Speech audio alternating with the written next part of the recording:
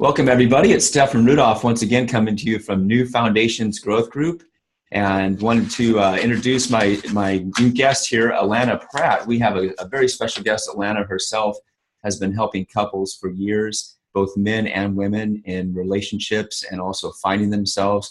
I'm very excited today because, as you know, as our followers know, what I've gone through in life, both physically, mentally, emotionally, and spiritually, and what it does for working with people like Allana here in my relationships. It's going to be awesome to hear from her. So Allana, how are you doing today? I'm doing great, and I can't help but I love your background. Mine's you like this, yeah. That's the main sign. I like the journey sign as well, and Rocky, and making the comeback, right? Yeah. It's a wonderful privilege to be here, and I'm here to answer any questions about my business, about my journey, how I got here, about anything about relationships, anything about intimacy, because for me, intimacy is into me, I see. I love that. And when you go inside, a lot of us don't like what we see. We have shame. We can't let go of the past. We have fear of rejection. We blame ourselves. And then we try to show up authentically, and we can't because there's all these blocks in front. And that's really the block to intimacy, not just, in the bedroom, sexually with relationships, but with clients, with our children, with God, with the universe, with nature, with our bodies. That we're in a relationship. Every direction we look is a relationship. Exactly. And so when you're willing to do the deeper inner work with intimacy, across the board, your whole life up levels, because you can truly be seen and receive. We can receive love, money, miracles, everything, or not, depending if those blocks are there. And you probably agree then you have to love yourself before you can love others, right? Totally. That's what I learned. And how do we love the wobbly parts? How do we love the parts that we're embarrassed and we want nobody to see? Yeah. When we can, we're unstoppable. That's where you come into play, is getting people on top of the hill and going. I do, and it's a humbling privilege that this is what is my job. Like, I worked hard to create this, and I created it out of my ass. Like, I don't let's go to school to be Allana Pratt. Like, there was no course like that, so I had to create an intimacy expert. I had to fall down many times, but I never gave up, because my love for people is what keeps me going.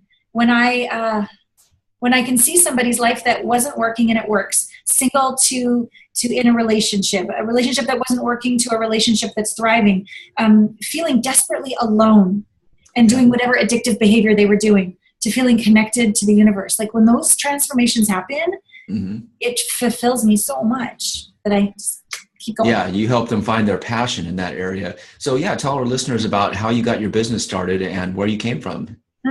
I'm a small town Canadian girl. I started in British Columbia, and Uncle Phil drove, those big 18-wheeler semis once a month down to LA. So I hopped on the semi and I arrived, and I was going to be like a dancer, because I was a dancer since I was like 5 years old. Yeah. But, I was good enough, but I didn't have a visa, so I couldn't work here. So with $40 left and a American Express card to go home, to admit failure to my family and go back to school, $40 left, I got a job in Japan, and I moved to Japan. Wow. Yeah, and I lived there for 4 years, and I was a dancer, a model, an English teacher, a spokesperson, you name it. Even like handing out little cards on the side of the street. Yeah. Money for lunch. You were fluent in the language and everything, right? No, not when I arrived. Of course, yeah. But after 4 years, I would get jobs because I was willing to, I knew enough. And I also understood how to honor the culture. One of the things that I think is a natural gift of mine is the capacity to not judge. And the only way I got there was learning not to judge all of me. And so I don't have to agree with somebody. I don't have to justify my reasoning. I don't need to be right. I can just honor people. And that really went well in the Japanese culture. And I got a lot of work. That's good. I made enough money to put myself through Columbia University in New York City. And I graduated cum laude with my art history degree, went to all the different museums, loved it.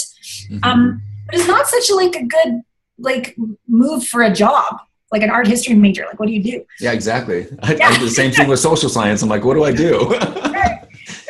And it's funny because I started to listen not just to my mind, like I'm a super smart girl, but that's my intellect. My intelligence is in my heart. It's in my gut. I like that. Core.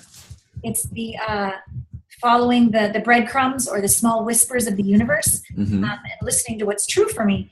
And so lo and behold, I started taking a lot of personal growth courses alongside with my first marriage not working, and willing to take responsibility and go to these courses. And I found that I was really good at getting the knowledge, good at teaching the knowledge. And so I started to coach, be the head coach of coaches, and then another program, the coach, the head coach. And this was like a trend. And I'm like, I think I need to be a coach. My mom was a teacher. Everybody in my family were teachers. So this is like another sort of blend of teaching, but there's no ceiling. Yeah. I don't really like rules.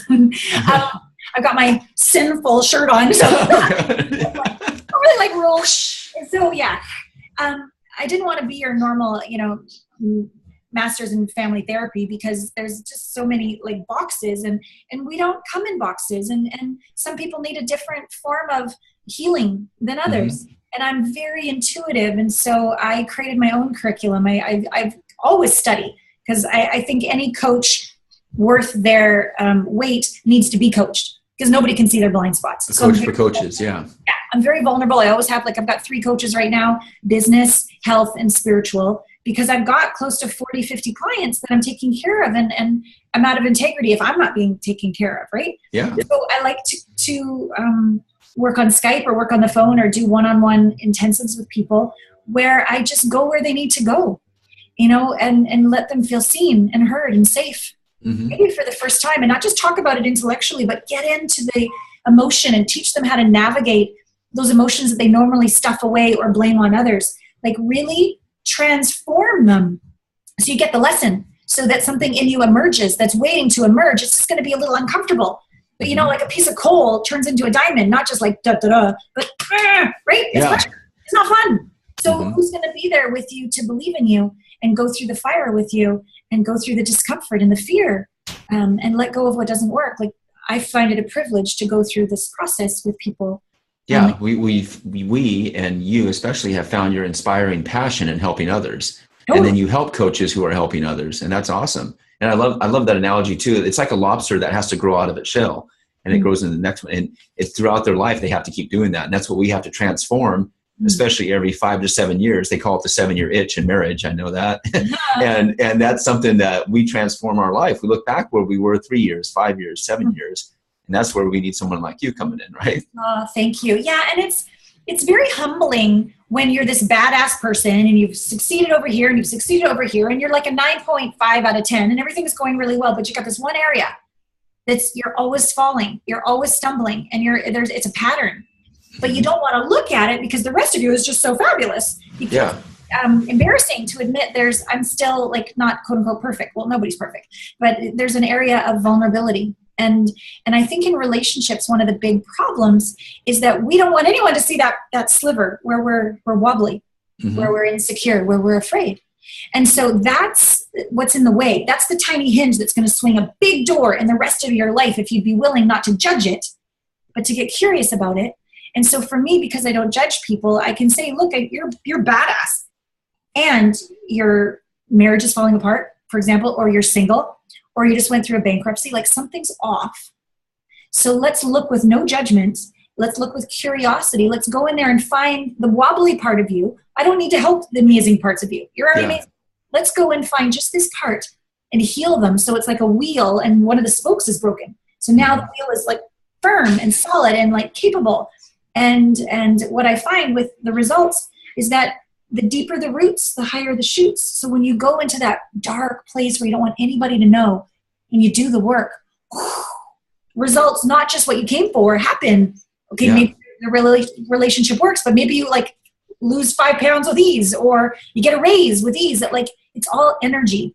I'm a real nerd. I love interviewing quantum physicists on my radio show because I want to see the science of what I intuitively know, and I want to know the science of the results I create for people so I can do it, easier, faster, better for them. And it's all energy. Yeah, isn't that amazing too? I'd say and once these roots are established and they start to grow, I love that because that's my symbol for my business, Click for Growth. As the roots going down and the limbs going up. Nice, that's what we do in life. And especially like bamboo, you've always heard that it takes so long to grow in the roots, but you have to keep watering it. Totally. And that's what you do for people. And eventually it blossoms and blooms. And what I heard here, and I'd like to bring up, is the ego, something to do with the ego that gets in the way, that doesn't like change. And that was a big part of my life. If there's a relationship or something happening, especially in the first 90 days, I've noticed sometimes there's a block between opening up. And actually, I personally have had that issue of opening up to say, hey, I love you, or it's working. And one thing just fizzles out, it doesn't work. And then I'm telling myself, well, see, I told you so, that wasn't going to work. And especially in relationships, I'm sure you help people in that area too, right? Yeah, well, whether that, see, it didn't work out, is it somebody you want to date or a client that you want to close? It's the same idea. You can still go inside and go, see, I'm a loser and it's never going to work again. Like, that's one way to look at it. One main teaching point, I guess I'd like to present here is, when we derive our sense of worth and safety and approval from the outside in, see, they want to date me. See, they want to work with me. See, I've got lots of money in the bank account. See, my ass is really tight. Like, whatever it is, right? Like, when it's outside in, and none of those things are bad. Like, I love a tight ass. I love money. I love Same here. love it. But I don't derive my worth from there. That's an expression of my joy. So when I derive my worth from the inside out and I go on a date and it doesn't work out, I bless and release them. It's fine. Good. When I derive my worth from the inside out, I trust that I am prosperity itself, wealth itself, I am money itself, I am energy itself. If that client isn't a fit, ask the question, do I need to connect with them again and talk to them about their objections? Because I really still feel expansive and light that they're meant to work with me? Or are they not a fit? And bless and release them to make room for somebody else. Like, when we have this internal calmness and we can check in with ourselves, we don't seek attention or beat ourselves up or blame them. And we have quite an enlightened way of living, stress-free way of living. And we also become an inspiration to others that they don't have to suffer either. Yeah. That was the biggest part of my life. I was always worried about what other people were thinking. Oh, I never did that. I know. And that's what Wayne Dyer changed my life with that. When I started listening to him and I saw him a few times, he said, what other people think about me is none of my business. Right.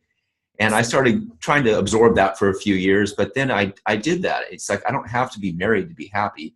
I don't have to have this big $1 million house like I used to have. I don't have to have all this. It has to come from within. Right. Yeah. Yeah. And when we're like that, I believe when we derive our worth from the inside out, our happiness from the inside out, we become magnetic, seductive, irresistible, the it factor. We turn heads when we walk in a room, not from that, look how great I am, but that I don't need anything. And that's kind of unusual. You actually walk in as a contribution. You actually walk in with something to give. Most people walk in with something to get, empty and something to get. Yeah. But if you walk in an networking event, hey, how can I contribute to you? How can I help your business? How can I support you? You're affirming, I'm good. Even if they're going to foreclose on your house in 2 weeks. Yeah.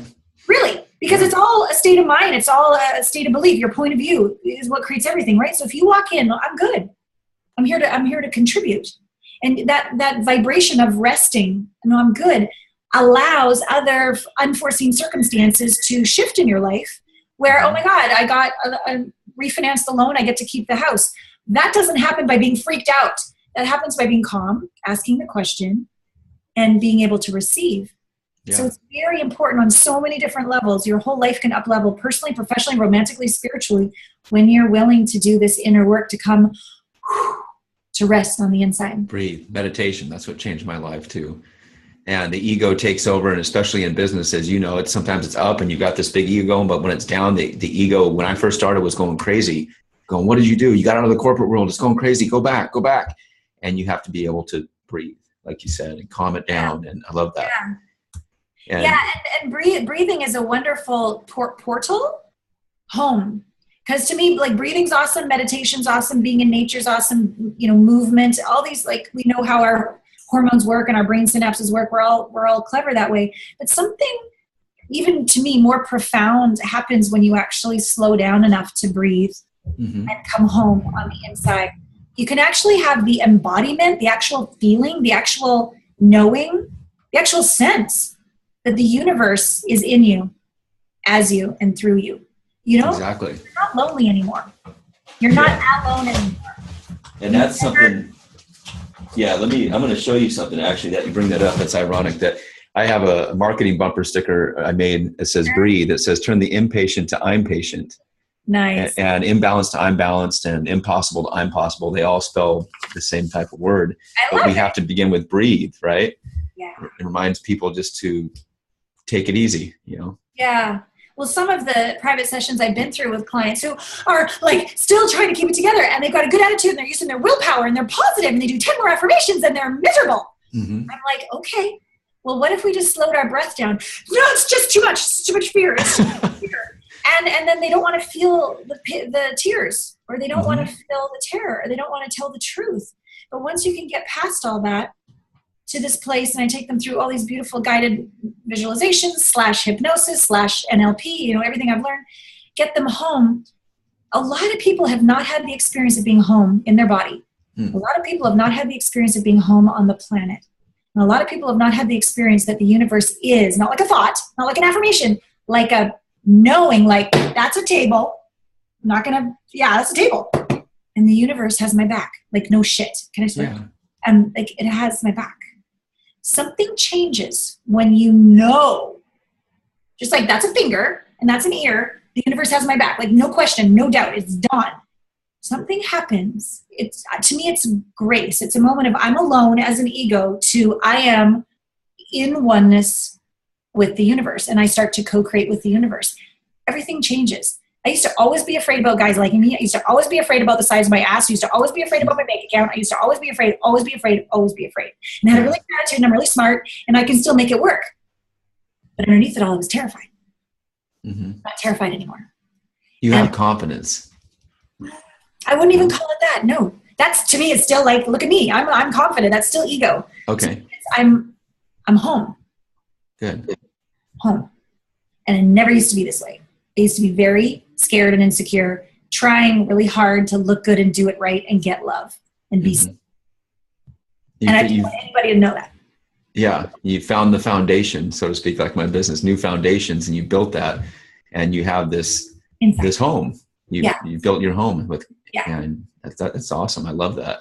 Yeah. Thank you. And that's what I'm here to teach people, because when you're home, it's true. We're a holographic creature. The inside always creates the outside. Always. It's science. And so, like the core unit of matter, like the proton, it's a dual toroidal field. It goes in and out at the same time. So infinity inwardly, infinity outwardly. So we have to be willing to do the inner work. And when it's calm in there, you're going to have a calm life. It's going to holographically project on your life, and things are going to get along. What would you say? I have a good question then related to how you help clients too, especially with depression. And I use the acronyms, or I break that word apart myself and call it deep pressing ions or deep pressing issues in our life. And something's going on. So when I wake up, and this morning was an example, I had a lot going on yesterday. And sometimes I'll wake up in the morning and just have to work out or go do something. I said, I have to relax. And then I started getting a little down and saying, am I doing enough in life? Am I doing enough? Maybe you can explain why that happens, how we can deal with that, with depression, and how to get it out of our life faster. Yeah. Well, the first thing I would say is it even yours? As soon as we become more psychic beings, more conscious beings, as soon as we live with an open heart, not a closed heart, we become more aware of others. When we're just like, la, la, la, la, la, and it's all us, we don't pick up on other people's stuff so much because it's all about us, right? But when we actually start to open our heart, we start to feel the pain of the earth. We start to feel the pain of society. We start to feel the pain of our friends. So the very first thing I would do is check in with, like, is it mine? And, we're energetic beings. So who does this depression belong to? Return to sender with a blessing of love and kindness. Wow. You do that a couple times, and you'll notice sometimes the edge comes off because it wasn't even yours in the first place. I know everybody's had an experience of going into a room where everybody's having a fight, and you're like, you can feel it, you can cut it with a knife. That's what I'm talking about. It's real. So check in if it's even yours in the first place. And then once you've done that, and if it's still there, that's little you. And to me, depression, I'm a big fan of like Louise Hay and Carolyn Miss and all like medical intuitives, and depression is pressed down anger. What are you pissed off about that you're not letting yourself be pissed off about? Yeah. Get pissed off in a healthy manner, not at somebody and not at yourself.